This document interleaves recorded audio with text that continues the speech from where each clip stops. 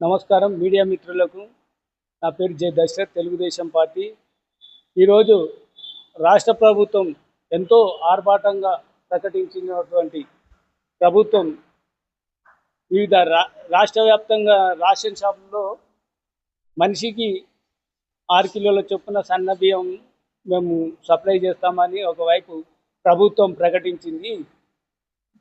దాంతోపాటు ప్రభుత్వం వాళ్ళు ఇచ్చినటువంటి హామీ ఏదైతే ఉందో ప్రజలను ఏప్రిల్ ఫుల్ చేసినట్టుగా మేము పరిగణలోకి తీసుకుంటున్నాము. ఈ సందర్భంగా రాష్ట్ర ప్రభుత్వానికి ఒకటే డిమాండ్ చేస్తున్నాము.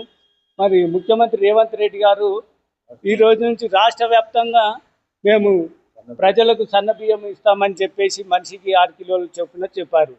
మరి ఈ హైదరాబాద్ను, తెలంగాణలో ఉన్నటువంటి గుండెకాయ లాంటివంటి హైదరాబాద్ను రాజధాని, మరి ఇక్కడనే లేవు రేషన్ బియ్యము, ఇక్కడ మినాయించినప్పుడు అంటూ ప్రకటన చేస్తున్నారు.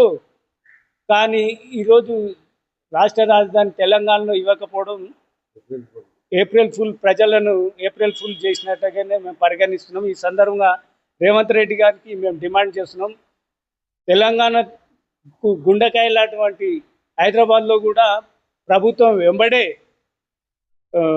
ఉచిత బియ్యం 6 కిలోల చొప్పున స్పందించి వెంబడే ఇవ్వాలని ఈ సందర్భంగా మేము ముఖ్యమంత్రి రేవంత్ రెడ్డి గారిని డిమాండ్ చేస్తున్నాము. లేని ఎడల తెలుగుదేశం పార్టీ తరఫున తీవ్ర పరిణామాలను ప్రభుత్వం ఎదుర్కోవాల్సి వస్తుంది.